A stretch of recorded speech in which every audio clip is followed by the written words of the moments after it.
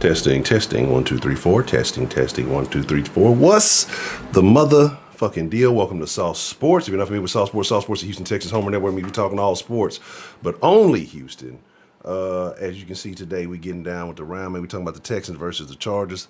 A lot to talk about. It's like 3 players taking on 4 players. It's going to be like a 6-man game or some shit, everybody out. But we're going to get into all that, man. But first, let's see who we have joining us this morning to talk some Houston Texans football, man. What's good, man? It's Toxic Tenny, man. I'm in the house to bring you yet another W. I'm trying to save Broderick from these barbecue wings, these barbecue ribs. And it is true. Every time Tenny been on, man, we getting dubs, man. So that's something to keep in mind. Now, who else we got in the mix today? What's good, everybody? What's good, everybody? It's your boy Spitz, man. What's the deal, Sauce Nation? Already. And last but You not got least. your boy. It don't matters. It really don't matters. It don't matter. I gotta eat some crow today, but it don't even matters. Okay. You know what it is, and I apologize. 'Cause I know people's like, "Hey, man, goddamn, Texans won. Honcho, where was the post game?" Some of y'all may or may not know. You know, my old ass that got back in school and shit like that. And you know, they say old habits die hard. Back when I used to be in school, I used to be slacking on the homework, waiting till the last minute to do shit, procrastinating. And this time I did it again. Accidentally, I wasn't intentionally doing it. I didn't realize I had a whole bunch of work left, and so I had to knock that shit out. But I got it done and in on time. We ain't got to worry about that this week because I got everything done on Monday. And so we good for the rest of the week. Let's see what we got joined us, man. Y'all know how we do this thing, man. If you new to this, not true to this, a little thing we do around here called the Sauce Nation Roll Call because, hey, man, you guys are the freshest ingredients. You guys make the sauce what it is. Without the ingredients, it ain't no sauce. Sauce can't be fresh. So shout out your side with pride, you know, whatever you represent, however you get down. Do. Let me make sure the audio is good on that. Yeah. However you get down. So I mean, if you you know, represent your hood, avenue, block, cul-de-sac, street, you know, circle, you know, if you got a military ranking status you'd like to represent, you know, whatever, however you get down, man, you know, let us know. Send a little bit of digital love in your direction, and then we'll get this party started. Hold on, let me make sure.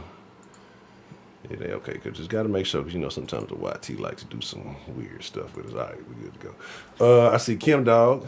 I hope the thumbnail changed. You know, I keep changing that shit, and that shit always, you know, YouTube likes to do whatever YouTube likes to do.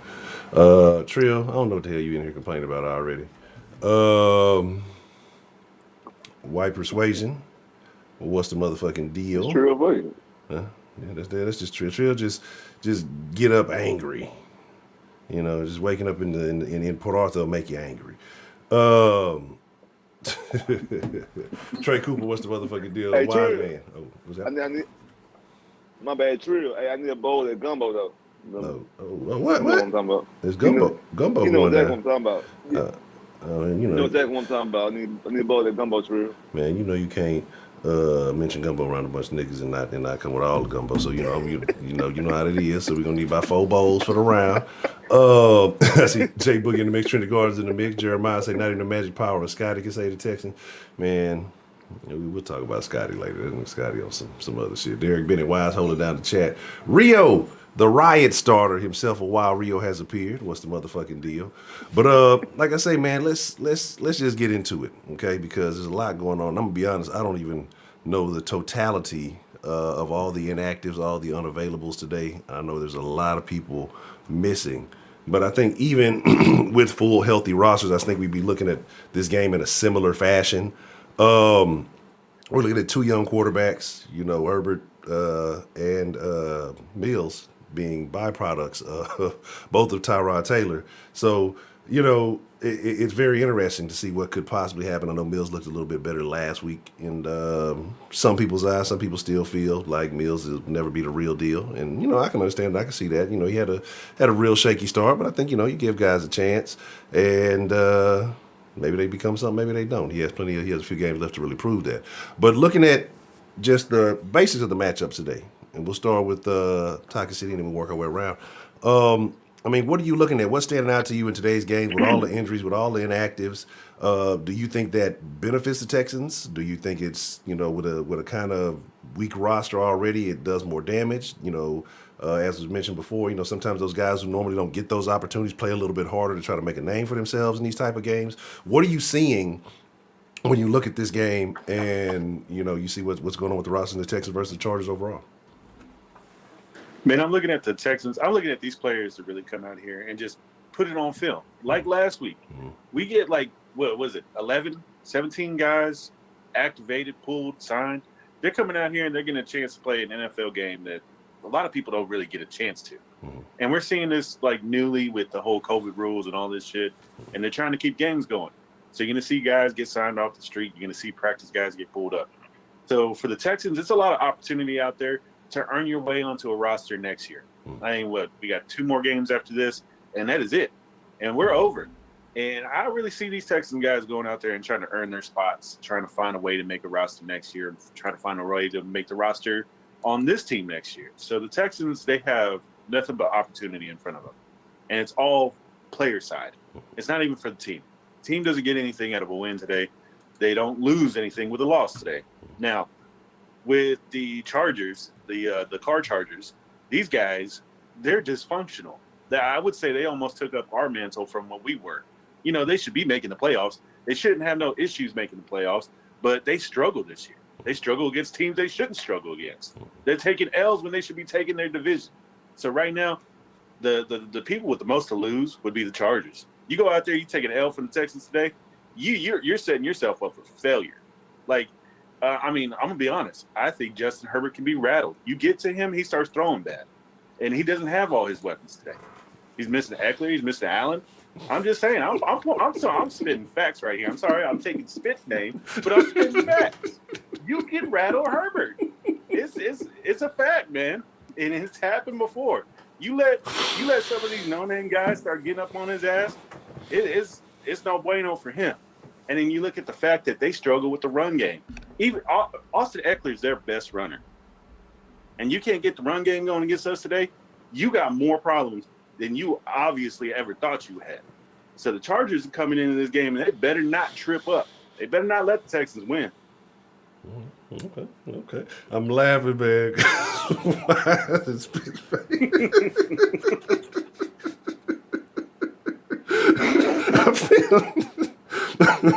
I feel like both Wise and Spitz have a different opinion. We'll Disagree with me. We'll go with Spitz, and then we'll get Wise's thoughts on the Spitz, man. Looking at this game, looking at the inactives, the unavailable players, whether it be from the Rona rules or injuries or whatever else it may be, and obviously some thoughts on what Tin Man has just said. How are you feeling about the Texans in this matchup against the Chargers today, man? I feel like I'm in an alternate universe or something. Like I don't know if he's watching the same Texans and Chargers teams I've been watching all season long. I feel like I'm in a whole nother dimension or something. Okay. First off, don't bring up last week because you were talking about two bad football teams playing against each other. You're talking about a bad team in the Houston Texans playing against a actual legitimate NFL franchise, legitimate playoff team in the Chargers. Even if they're fully healthy, the Texans would be at a disadvantage. Now, not to mention, I think it's like 23, 24 players on the COVID list, so they're playing with one hand tied behind their back and the rookie quarterback. Like, come on, man. Now you up and talk about Herbert can get rattled. I mean, Tom Brady can get rattled, can get pressure to him. I'm not worried about that. What I am worried about is that that Justin Herbert is an actual showing that he's an elite level talent, a quarterback who could possibly be a future MVP. It's talent all over the book.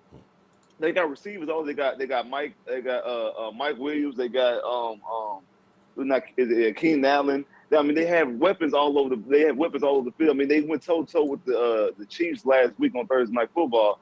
I mean, it was the Chiefs against Patrick Mahomes, and they had a phenomenal game. I think Patrick Mahomes threw 400 yards. I know both Kelsey and Tyreek Hill both had over 100 yards. So they went blow for blow for them. So it's offense versus offense. And here in Houston, that's something that we don't have. Our defense is playing solid, but ends up getting his back broken every game because the offense is so inept, can't do anything on the field. Outside now, since David Miller's coming back in return, he does good on the first two drives. The rest of the game, he's non-existent.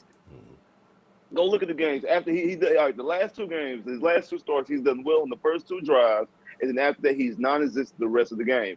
So I don't think that we definitely don't have the same type of offensive power to keep up with the Los Angeles Chargers. I almost slipped up into San Diego Chargers, but we don't have enough offensive power to keep up with them. So in saying that, I don't see how this is really even going to be a contest. To be honest with you, I really don't. I'm not saying it's going to be the Buffalo Bill 40-0 type game, but it's probably going to be a high-scoring game for the Chargers standpoint and a low-scoring game for the Texans standpoint. Okay. All right. Wise, now you've given this game a specific name based on a specific individual and a specific set of circumstances that this game could or may not lead to. One, I'd appreciate if you would share that name with the people, and then your thoughts on what's taking place today with the Texans and the Chargers. Well, it's became that special time of the year. You know, it might be the winter time, but it's still 80 degrees in the city of Houston right now. And your boy Broderick likes to make bets at the beginning of the season. So, Broderick's favorite team is the San Diego, Los Angeles Chargers, whatever you want to call them. Go Chargers, go. And how sweet would it be if Broderick loses his bet by his favorite team, giving the Texans a home cooking ass whooping? Hmm. So this week we're gonna name the game the Broderick's Brody Back Rib Bowl, and he's gonna be serving up us some rib platters real soon. He's gonna be serving Tinny a ribs platter, Spitz a real platter, Honcho a real platter, Triz a real platters, Braylon's a real platters. Broderick, y'all get them donations ready because Broderick gonna need it. He gonna need it. Now let me address Tinny real fast. When it comes to Tinny, how do you say the Chargers are supposed to win the division when they got Patty McPats? How dare they got Patty McPats? Patty McPats got a Super Bowl champions. Also, he got my boy Tyron Matthews, superstar, Pro Bowl, All Pro safeties. Chris Jones at defensive tackles. I mean, they got Andy Reid. I mean, they won a Super Bowl 2 years ago. They went to the Super Bowl last year. I mean, how do you expect a guy that came into the league 2 years ago to win a division against a guy like that? Hmm. And they still got a winning record. They got a winning record. If they win today, they'll be setting themselves up to go to the playoffs. Um, and today's matchup, what I'm looking at is not about the running game. We can't stop anybody's run. Um, it's gonna come down to what Justin Herbert is gonna do, and Mike Williams is gonna do to the secondary. I know last week I said the Jaguars was going to win. I eat my crow. Yeah, okay. We got 3 wins. Y'all happy? We got 3 wins, like my Birdman said, all 3 of them. That's gonna be the last 3 wins we're gonna get. We need to lose this game. Go Chargers, go! I need my nigga Arnold Schwarzenegger to pull up and say, "Go Chargers, go!" Because I just think that Justin Herbert is gonna go out here and torch the defense. I think their D line is gonna be ready to go. I think their coach is better than our coaches. And they're not going to be like the Jaguars because when we looked at the Jaguars last week, they had this interim head coach that had no experience. The Jaguars had plenty of opportunities to stick in that game last week, but just because of their coach was inept, they lost that game against Alexa. So here we are. And Broderick, you're ready because I want the bourbon style ribs. Yes, yes, the bourbon styles. Um, so looking at a couple of things, and I was just trying to run over, see, make sure I could got the update on who was and who wasn't available.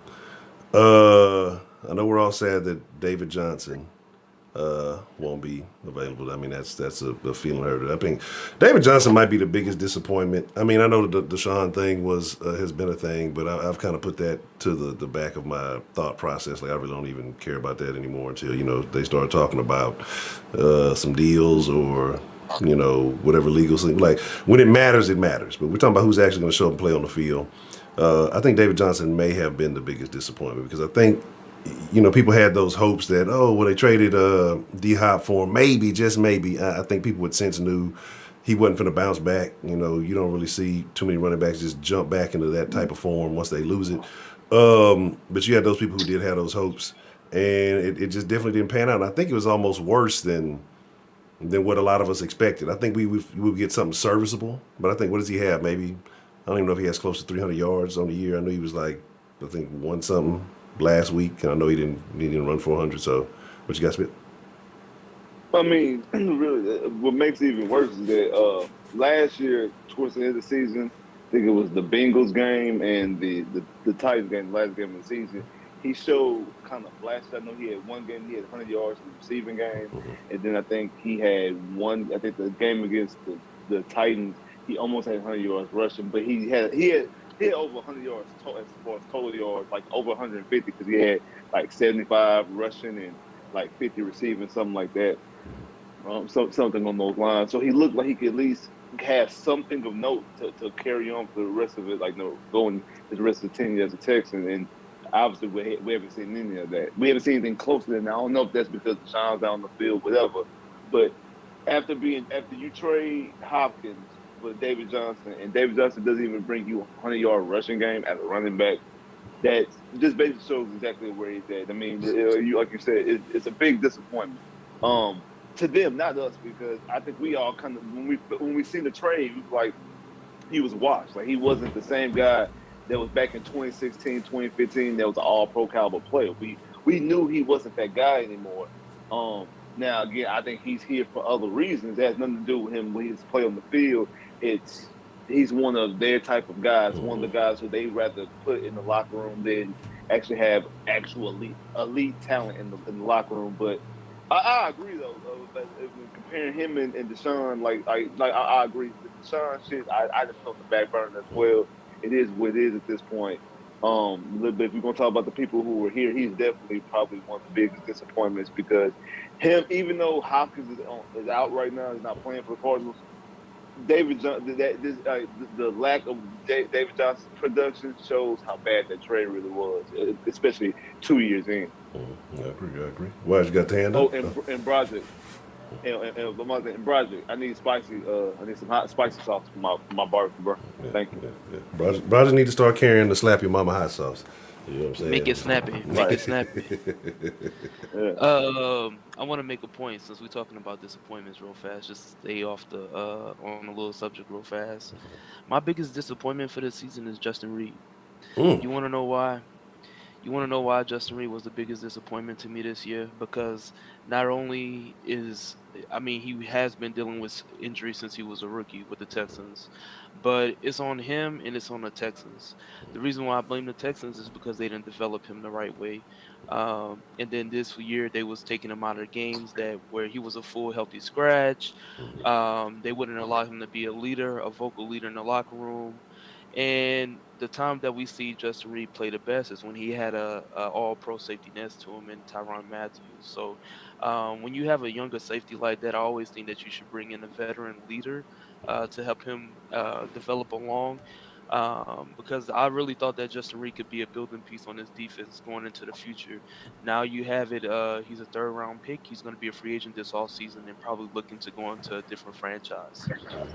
And that's funny because we talk about the third round pick thing and people say, oh yeah, that's just a coincidence or that's not true. And people thought it would change when Reid came along, but it looks like that trend has continued. Even though Bill O'Brien's no longer with us, it looks like that third round talented player still doesn't have a home here on the Texans. I don't know what that is. I don't know why that is a thing, but it is. And you would think it's a disappointment because you got a guy like that who's up for the Walter Payton Man of the Year award. So you would think the character wouldn't be a concern. We know we had the allegations that, he answered honestly about something he was asked and that got him benched. And so I don't see how you have a guy that you nominate for Man of the Year, but somehow his honesty doesn't coincide with the quote unquote culture of the Houston Texans. You know what I mean? Like something's off there. Something's not making sense to me. What really doesn't make sense to me is that how can you punish a guy for being honest? If anything, you should be commending him because you want a whole bunch of yes men. You want people who basically lie to you just to when your mama asks you did you break that and you broke it but you don't want to get in trouble. So you say no man, I didn't do it.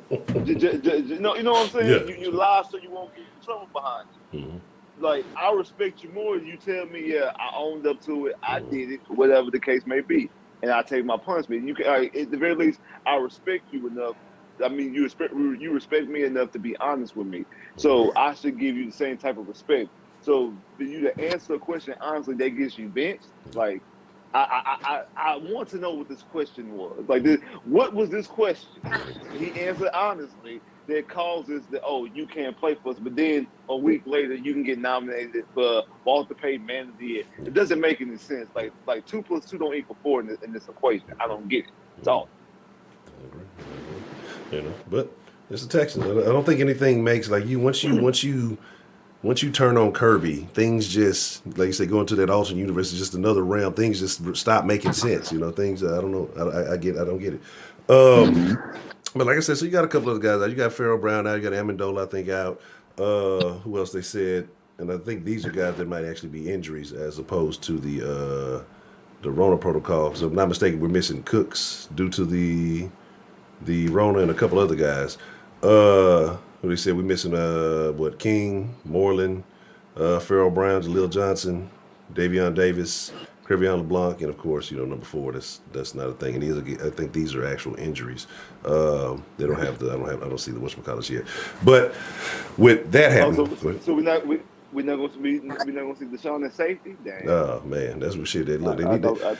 If anything, that's what they should have did. Is that they should have activated his ass. Hey, we need you to play safe. You don't need to show up and pull up, or you know what? We're gonna have an His issue, man. his name is not Deshaun. His name is not Deshaun. It's Derek. Oh, Derek. His Yes. name is Derek. Yes. Derek. Derek. Derek. Derek's Deshaun Watson. Yeah. Yeah. Derek, yes, Derek. You say football obviously. Did we hear the rumors that the Texans might go for Josh McDaniels? I don't think that's any surprise. Like I don't think anybody is surprised by that at all. Like I think that's a thing that whispers and murmurs have been going around for quite some time ever since they've been fiending for Casario. Even when they got caught up last year, trying to acquire his services. And I wouldn't be, or that was last year, for whatever it was. Like I don't think anybody would be surprised. And at this point, I think a lot of us have stated how we felt about recycled Patriots assets, if you want to call them assets.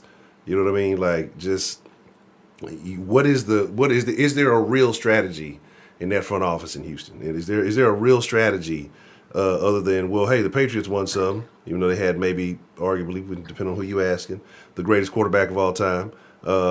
I hate saying it. It puts a bitter taste in my mouth when I talk about Tom Brady. I don't like it, but you got to admit, hey, he's done what he's done. He has the resume, so it is what it is. But we're nowhere near that. And I don't think we have an understanding of how to put a team. We don't have a Belichick. Again, a guy like McDaniels, to me, you talk about culture, character, and all that other shit. Like after the issue with the Colts, when I think he was going to be the head coach, and then he, withdrew at the last minute. Like to me, that's a scumbag. Like I say, to me, this is a guy, or you get a lot of these guys who tend to put their careers first over the team. You expect the players to put team first and buying all this bullshit or the buying of these beliefs. But then you bring in guys who's obviously shown that they're not of that same caliber. You know what I mean? Like, I wouldn't want anything to do with Josh McDaniels after the Colts situation. Like, he should stay in New England and hope that, he gets to pick up fucking Belichick's dirty underwear when he leaves. It's like, that's just kind of where it is to me. Like, I don't want nothing to do with anything Patriots-wise. Casario, it is what it is. Wasn't happy about that, but, I mean, he's here now. So, yeah, I mean, I've seen it. I think we've all kind of heard it. I think we're hoping it doesn't happen. But knowing this team, knowing this franchise, the likelihood of it happening is probably pretty high, And if there are, relevant rumors coming out, don't be surprised. I think I saw something last week where they were talking about the Texans are out there fishing for some new coaches, and I think a lot of us have said that. I know, I think Spitz said that he expects Cully to retire, this season. I know we have some disagreements, or people who believe differently. So, I mean, it's hard to speculate with this team. I think with anybody else, you can speculate, say they're going to do the most reasonable actions. But with the Texans, speculations are almost futile because the sensible thing to do, the thing that you should do, doesn't happen. So, that's kind of where it is with that. Say don't draft a DN, Lovey can coach anybody. And again, we appreciate Lovey's services, but don't be surprised they're not here, next year. I think Lovey's the only thing that's made this team watchable at points, early in the game, because then after a while, like I said, once the defense gets exhausted, it's a wrap. But looking at this, I kind of want to talk about that, right? Because we touched on wins and losses last week. I want to know what you guys in the round, how y'all feel. Should the Texans be trying to win for team morale, to say, hey, maybe we're not as bad as everybody's saying we are, or for, maybe a later draft pick because, hey, if they get that first round, that first overall, it could be a bad outcome? Or do you think they should be trying to get the highest possible draft pick that they could attain by losing? I mean, what are your thoughts? We'll start with the wise man, and then we'll work our way back around. Well, I mean, what's the point of trying to switch things up now? You only got 3 more weeks left. Well, 2 more weeks left after this game. You had 18 weeks this season to get more wins, and now you want to start winning? No. Go ahead and keep losing. Let's go ahead and tank for Stingley Jr.'s or Kyle Hamilton. We need Kyle Hamilton or we need Stingley Jr.'s. We don't want to see no Aiden Hutchinsons. We don't want to see no whatever Thibodeau's. We don't want to see them. We need somebody in the secondary badly. The pass rush, you can get a pass rush guy in the second round. You can get a pass rush guy in free agency. We just don't want to go down that road anymore, Texans. If y'all hearing us, we don't want to see another DN go on top in the draft. It hasn't panned out for this franchise as of yet. Um, I mean JJ Watt, but JJ Watt was pick number 11. Yeah. So, and in this case, we're probably going to be a top 5 pick in the draft this upcoming year. So the best case scenario is to stay top 5 in the draft, keep losing, and then you got to see what you're going to get for Derek Watson. Hmm. Depending on what you get for Derek Watson, if you can get a 2 to 3 first round picks, that sets you up for a future going forward. Because depending on what team you send it to, and if you send them to the Giants, they have a two top 10 picks. If you send them to the Jets, they have 2 top 10 picks. If you send them to Broncos, they have a good first round pick. I mean, it's just endless opportunities to build this roster. So I would say continue to lose, get as many assets, young talent that you're going to be able to get in here in the future, especially if you got a new GM in his first year. Now it's time to start bringing in his type of guys that he want to draft at the top of the draft, because Lord knows we haven't seen a draft and a first round draft pick in 2 years. And the last first round draft pick was Titus Howard, and he's not even playing today. So, Yeah. um, it's about time. It's time for us to get excited. I know we don't be excited during the season, but we really get excited during the off season. And it's a great time to be alive because we get to tank for a top 5 pick. Okay. Okay. Spit your thoughts, man. As far as the Texans, do you try to lose out? Do you try to get as high of a pick as you can, or do you win for team morale and just say your record wasn't as bad as it was, or maybe to obtain a pick a little bit later in the draft? How about none of the above? How about that? But, but no, I think right now the Texans are actually. I think the Texans right now are actually in a good spot. We in a position where we need to be. That third and fourth pick is where we at, because I agree with Wise, because it's Kyle Hamilton or Stingley Jr. Like those are, in my personal opinion, I think those are actually the 2 best players in the draft. The Aiden Hutchinson kid, he's decent. I think he's better than Thibodeau, but I don't see the hype in Thibodeau. I think Thibodeau is more so hype as far as like what his stature is, but when I watch his film, I'm not impressed. Aiden Hutchinson is okay, but I feel like he's more so a late bloomer, and I don't really know too much. I mean, I would talk to Ray about the kid from the tackle from Bama, because I really don't know how to judge offensive linemen like that. But I do know skill players, and I do know secondary. And Kyle Hamilton and Stingley Jr., in my personal opinion, are the best 2 players in the draft. And I don't think the Texans have enough ability or knowledge to draft one of those guys, 1 or 2. But if you get them at 3 or 4, or possibly 5, you're in a better position. 5 might be a little bit too low. So 3 or 4, you're going to end up with at least one of those 2 players if you're at 3 or 4. And I believe that's where the Texans should stay at, either 3 if they win another game and get down to 4, because I know them and the Jets both have 3 wins. They're both 3-11, but the Jets have the tiebreaker because the Jets beat us. So we would have to have a better record than the Jets. They end up at 4. So more likely we're going to be at the 3 spot, since we swept Jacksonville. There's no way for us to get number 1. Like the Jags are going to be number 1. There's no way for us to get number 1 because we swept the Jags. So I think we're in the right spot as far as the draft. So when you come to about winning games, you really don't have to win. Like, you don't have to. But if you win, it's not going. If the Texans win, it's not going to hurt their draft stock because they're in the right position. So it is what it is. Okay. Tim, man, your thoughts? The Texans, what do they do? They continue their winning ways and like I say, fall a little bit in the draft, or should they be trying to get as high as they can? I think David Coley and company don't know how to put together a winning plan. Like, they're just going out there with the most vanilla plans possible. They're just trying to put something out there on the field. And that's my honest opinions. But you got to remember something. As a Houston Texans fan, Patriots personnel is smarter than you. They're better than you. Yes. They know what they're going to want to do at the end of this season, no matter what. And you need to get that through your head. Jack Easterby, Nick Casario, they're smarter than you. They're better than you. They've been in this football game a lot longer than you have, and they already got their plan. They know what they're going to rebuild, and they know what they're going to do. So trying to take a stab at where you think they're going, just think the opposite. You want a secondary guy? Think a fullback. You want a wide receiver?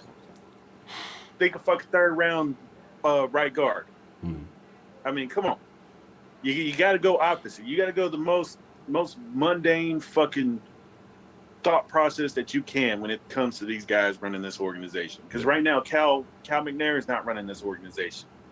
You know, you got a bunch of mouthpieces like Mark Vandermeer, John Harris, the whole 6'10 crew out there running their damn mouths about how this team can go and the great sunny possibilities of the Houston Texans coming at the end of this season.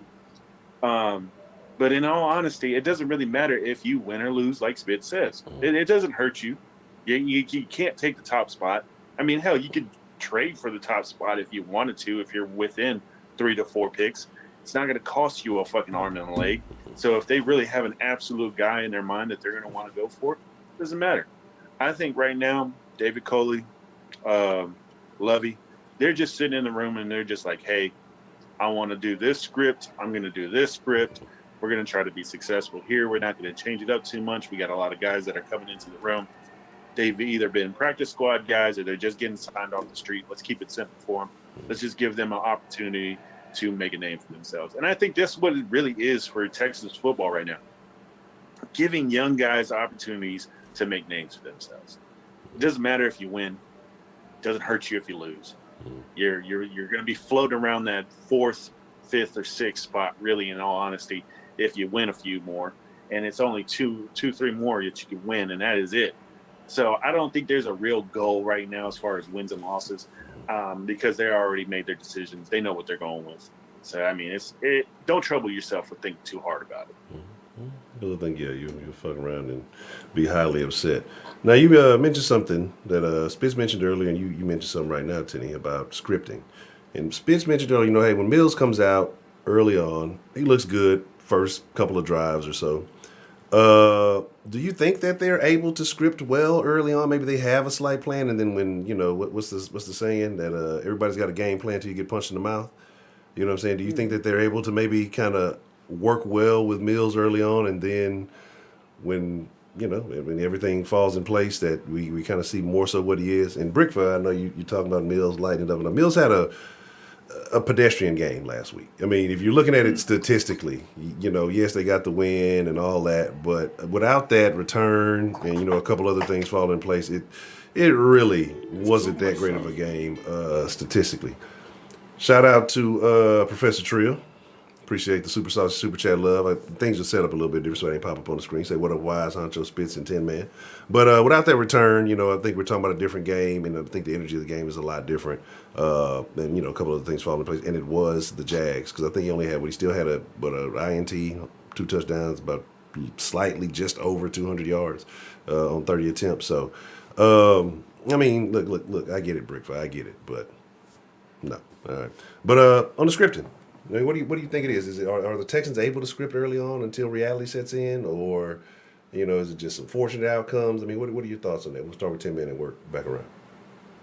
I think they at least hit the game with at least two drives worth of scripting. Mm-hmm. They got probably plans like, hey, if we can make it past here, if we can get down to the red zone, yada yada yada, all circumstantial, all situational. I think they can. But like I said last week, the most important thing is Davis Mills knows he sucks. Mm-hmm. You're bad. And like you said, you have a plan until you get hit in the mouth. This man has been hit in the mouth many times this season. He's thrown many interceptions. He's gone games where he hasn't thrown one TD. He's got games where he's gone out there thrown 3 TDs. So he knows he sucks. He knows he's not the long-term answer. David Coley knows he's not the long-term answer. Tim Kelly's not the long-term answer, and he knows that Davis Mills isn't the long-term answer. So it's kind of easy when you know your role. You don't get affected by the bad stuff. The guy went out there, threw an interception, and went out there and just kept playing the way he was playing. He's not the star power. You don't have, like you said, it's not about winning and losing. It's about just going out there and playing. Correct what you can correct, and try to play the game. So definitely the Houston Texans have scripts and they're ready to go. But those scripts aren't dedicated to winning. It's just dedicating to try to put together good football. Like, you want to be clean in what you do. And that's where I think they find a lot of their success as far as those first drives. It's because they practice those same fucking plays daily, weekly, all the time. We're probably seeing the same plays that they've been running for the last 6 weeks and constantly. We just don't know the names of them. And that's what makes him good at it. He's just that. I mean, Davis Mills is just that guy that's going to go out there and run the plays for you. It's never going to be anything more than that. He's never going to be anything special in this league, and that's okay. I think we lost a little bit of space there. We'll see. Hopefully, you can jump back in. So, what you're telling me, though, Tin Man, is that she said, Cully's not the long-term guy. Mills not the long-term guy. Kelly's not the long-term guy. So you're saying that these guys are all working in cohesion in some sort of short-term circle jerk, that they're just kind of helping each other out just to get to the week by week, just trying to get there type of thing. Can I propose to you? Have you ever heard of the Dutch windmill? No, I don't know if I want to know what's going on. It's a terrible term. Use your Google. Use your Google. This basically takes 3 men to operate the Dutch windmill. Oh man! And it's a horrible thing. I don't feel like this is about green energy at all. I have Oh shit! I lost my train of thought. But looking at the script of the Wise Man, man, how do you feel? Like, is it or do you feel like the Texans are finding their best success scripting early on and then just kind of letting the chips fall where they may? What do you feel like is going on? Has it been luck? Does Mills just use all his hype energy early on and then lose the drive? I mean, what are your thoughts of them being able to find a little bit more success early on as opposed to consistently? It don't matter. It don't matter at all. You want to know why it don't matter? Because when we was winning, we didn't score in the first quarter, but we was winning. Yeah. Now that we score in the first quarter, now we losing. It really don't matter. I mean, Davis Mims is going to be here next year. He's going to be the tank commander once again. Next year, instead of getting us 3 wins, he's going to get us maybe 5 wins. I mean, he can do a little bit better. Every year can be a better and better. But essentially, the best case scenario is for David Culley to be gone at the end of this year. David Culley is old. He needs to retire. He's a grandpa. He lets guys run over him, tell him what to do. He doesn't have no say-so in his own locker room. And for me, playing football in the past, I can tell you right now that the players probably don't respect David Culley in that locker room. Also, Jack Easterby needs to be gone, and Nikki Scissors needs to be gone. Well, I'm giving Nikki Scissors 1 more year, but I'm tired of the Patriots bullshit, bro, to be honest. Hopefully this is the last. I mean, next year we stink it up again, and Cal McNair wakes up, and then he's like, okay, we need to clean house. We need to start over. Maybe I should have listened to Derek. Maybe I should have hired the coaches Derek wanted. Maybe I should have hired the GM Derek wanted.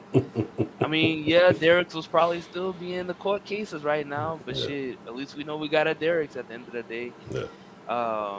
But essentially, bro, to be honest, it really don't matter. As long, like I said, we just need to accumulate talent. We need to suck for the next 3 or 4 years. You got Patty Mahomes that's probably going to dominate the league for the next 5 to 6 years. You got all these young studs at quarterback in the AFC and NFC right now. So let them guys fight it out for these next couple of years. Let the Texans build up their roster. Whether that's in the trenches with the O-line, the D-line, the secondary receivers. We need it all. We need to start from ground zero with this team because it's all terrible. The only building piece we have going into next season is Larry Tunsil, and he doesn't even want to be here. Brandon Cooks, and he only has 1 more year on his contract. And then Jonathan Bernard, and you're going to have to pay him big-time bucks coming up in 2 years. So good luck with that. Yeah, I agree. Shout out to Ray, man. Appreciate the super chat love. Bye, humbug. I feel I played the Grinch all Christmas time. Not Christmas season's over. It's time for the New Year's. New Year's, new Texans. I mean, that's the New Year's, new me shit for this season. But yeah, man, like I say, it's a situation where I feel like, and I've been saying it, and I think everybody's kind of been saying it themselves, that this is not a 1-season deal. Right, this is going to be a long-term overhaul. First, we thought it was it was going to be a situation where the Texans were going to be in a renovation. You know what I mean? Not a complete rebuild. And then as things carried on over, the last year or so, as they moved on from players, it just seemed to get worse and worse and worse. And I think what really told us that the Texans ain't give a shit about this season is not only Casario coming out earlier, he said, it doesn't matter about wins and losses, we're just trying to build a culture and all that shit. It's like when you get rid of like your leading rusher in the middle of the season and somehow he's still your leading rusher, that was like damn near 10 weeks ago. You know what I'm saying? He's still the leading rusher on your team. That's sad. It's the little things like we talked about earlier. The situation with Justin Reid. You saw a situation. Who else? It was a similar situation. What happened? What? They was hating on my boy Rasul Douglas. They was hating on my boy. Oh yeah. They was like, Rasul Douglas is trash. Rasul Douglas this. I'm like, man, Rasul Douglas. I mean, I remember when he used to play with Philly. He was kind of straight. We should give him an opportunity. No, Rasul Douglas is garbage. Now, Rasul Douglas, 5 interceptions, 6 interceptions. Got released from the Texans. Look what happens. Every time you leave the Texans, you become a superstar player. How is this possible? No matter what type of caliber. We're talking about a guy that got cut by the Texans, that went to the Cardinals and was on the practice squad, got picked up by the Packers. Now you're superstars. And he was on our roster just 2 or 3 months ago. Not even 2 months ago. Yeah. But is Whitney Merciless a star? Yeah. Oh, stop that. But see, that nigga wasn't even a. Rasul should be thankful though, because he could have been a part of all this shenaniganery that's going on right now with the Texans. So at least he got to go somewhere and thrive and be in a system that fits him. Because the Texans, he'd have been balling. Well, I don't like the shoes he wore to practice today. He's gonna be a healthy scratch. They're gonna find some type of tomfoolery or some type of reason to limit a player's capabilities, man. So, it just kind of is what it is. The sad thing is he probably got in a discussion with like David Culley on whether or not he liked tuna salad, and that's probably what got him off the team. Yeah, it could be. I'm saying, like, because I look at Culley and he's such a mediocre guy, right? Like he's a positive person. I try to show love. I really try to push the reset button early this year and just say I understand what we're getting into this season. I'm going to give Culley a fair shake. I'm going to give Casario a fair shake. I'm not going to hate. And I even showed Culley love when he was on the sidelines and pumping players up and saying all the right shit. That shit's cool for a little bit till you start having them multiple blowouts in a season. Like, blowouts don't happen that often in the NFL, right? Like, I mean, they take place. You get a couple of them a year, like complete shutouts. I mean, like, when you have 2 in the way that the Texans did this season, and it could have been 3, honestly. The Colts could have done it twice. All that rah-rah shit goes out the window real fast. You know what I mean? And so, at this point, I don't want to hear that shit. Like, I want you to show that there's some potential. And once you start cutting guys like Cunningham, all these things that happened this season, like, there's no way that you can just have confidence in what they're doing. Spitz back with us. We're talking about as far as the scripting. Do you think that the Texans are better when they're scripting early on? Do you think they just found some fortunate circumstance because we've seen the early scores in games that we were missing for quite some time? Or what are your thoughts on that as far as, them finding a little bit of success early on, or was, some of it just kind of fluky? I think it's a little fugazi. I think it's mostly just catching them off guard. I don't think it's more so like it's a good script or something like that, because if that's the case, why you can't script the rest of the team? I mean, the rest of the game. I just think that we just happen to get some couple things on balls bounce our way. If I'm not mistaken, if it wasn't the game against the Jags, it was the game against Seattle, that we actually got stopped in the first drive, but then we had a penalty, and the defense got a penalty, and it prolonged the drive, and we were able to score and able to get a touchdown out. I can't remember if it was last week against the Jags or the week before against Seattle, but stuff like that, just little fluky stuff here and there that helps get us in position. And I agree, like, you're right, it could have been it could have been 3 shutouts. It really could have been 4, because the Cardinals game, if we don't get a safety. Like we get a safety, our defense gets pressure on Colin Murray, we get a safety, we get the ball back on the short field, we kick a field goal. If it wasn't for that sequence, that's a shutout. So then you got the game against Buffalo, and then like I said, both games against the Colts really should have been shutouts. So there's really 4 games this year that this team offensively has shown you the lack there of none.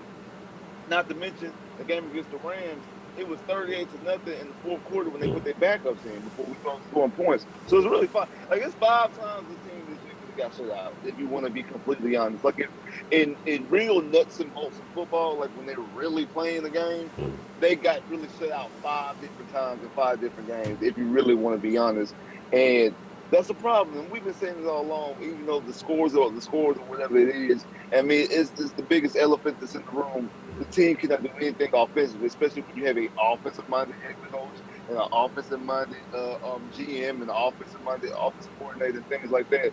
The team cannot do anything offensively. And I think, to be honest, I'm gonna be honest with y'all. I think it's really by design because I really think this year, like this season, they're like, okay, this season is a watch. We don't really have no expectations for this season. We're gonna get what we can get as far as if we get wins. And like I said, don't get too hyped about the tag wins because remember this team won 4 games last year and 2 of those wins was against Jacksonville.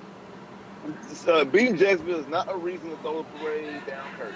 It's not. It's not a reason to be. It's not a reason to be on panic throwing a parade because you beat Jacksonville. I'm sorry, it's just not. So I think they got the season as a watch. We're gonna get what we can get, and hopefully, I think next year is when you're really gonna start them actually doing what they. I think next year is gonna be the Nick Caesar's gonna start doing what he wants to do, like to try to actually build this team, and we're gonna see what direction it goes in, what direction it actually leads to. Okay. I'm of the same belief. Go ahead, Timmy. Spitz, as the chairman of the parade, we are redacting your invitation to the parade. Just need to make that clear right now.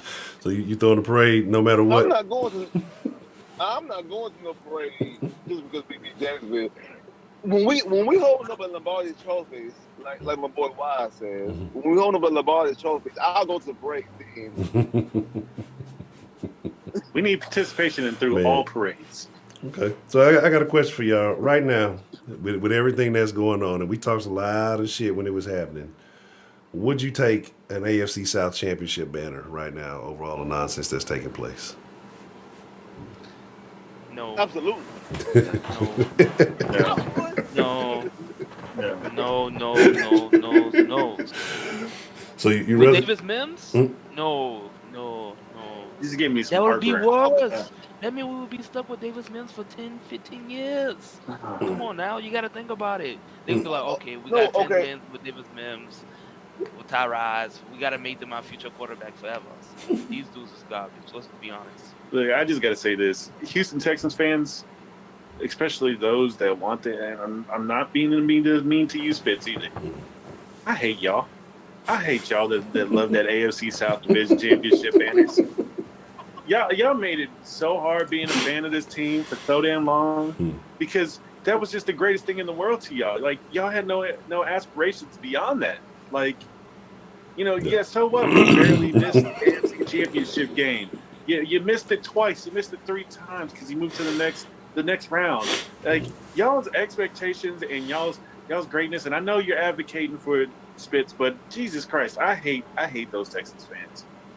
Oh my God, I got heartburn. I need to go take some photos. I need a spoonful of flowers. Okay.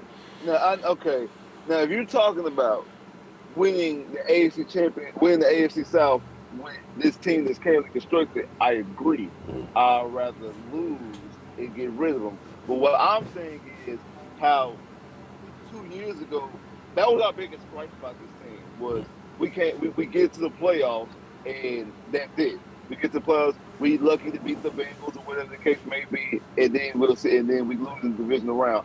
I'm saying I would rather take that than look at what I'm looking at.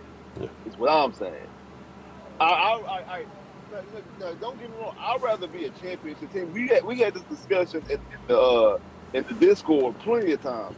That if you tell me, hey, we win a Super Bowl this year and we lose, we have 10 years of losing seasons, I'm taking that bird. I'm gonna take that Super Bowl. But if you're telling me is when the AFC South make the playoffs every year, or only win 3 games every year, I'm taking go to the playoffs every year. And for $4.99 a month, you can become a Discord member for the Texans. Yes. Hey man, join the conversation. Yes. What I would say is if we're gonna talk about Y'all what better I would hurry. want, Y'all better hurry up fast. Join the conversation. Oh. Y'all better hurry up. Oh yeah. but I'm just gonna say But Bob's gonna be filling up pretty soon. Y'all better hurry up on this. Y'all better hurry up. Take that advice. The spot's gonna be gone. Mm-hmm. Look, if And I'm gonna say something that I want out of this, and if I could go back and have something that was nice, please give me a healthy Matt Schaub during the 2011 season. Just give me a healthy Matt Schaub. I would have loved to see what we could have done. No. Give me a Mannens. Give me a Rajas. No, I It said ain't the 2011. I Pats. said 2011. Now, Give me a now for the Mannens. 2012 season, give me Maiden. Give me Peyton's. Mannens wanna be here. Lexans say no. Still a Lexans today. Real quick, Oh, though. God. We Real quick. couldn't win a Super Bowl. We gotta, cause we pushing up against the clock. I just realized it.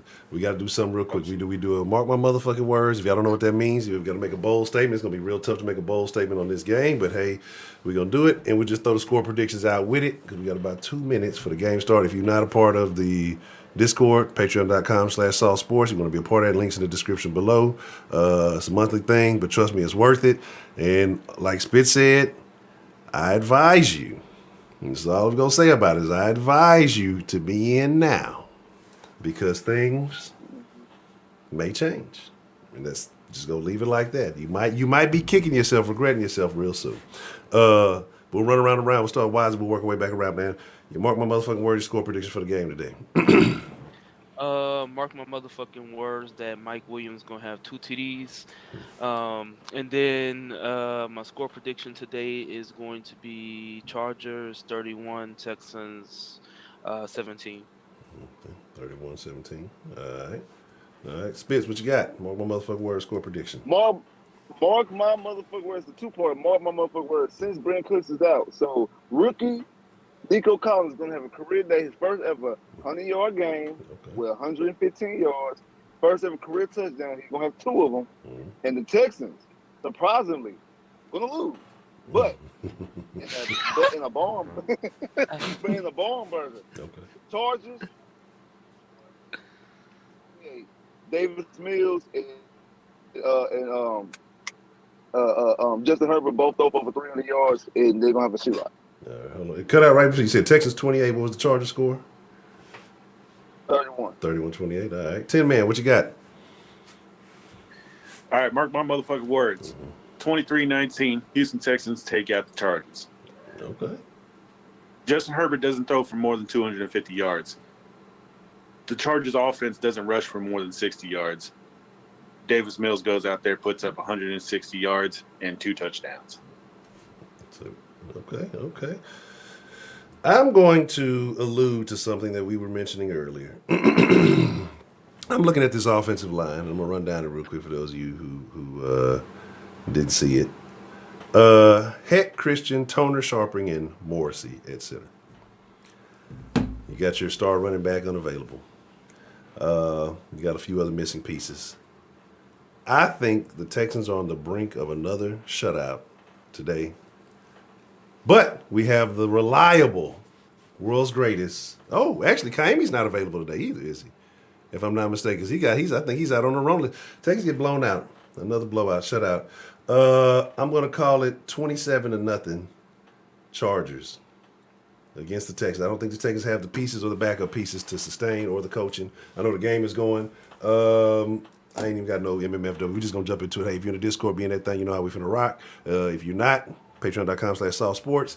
Texans win. We will be here for a post game. If they lose, we might still be here for a post game. Y'all just tune in. But with that being said, we chuck with douche. Y'all be cool like y'all be cool. But most of all, y'all stay saucy. Y'all the freshest motherfucking ingredients in the world. And we out.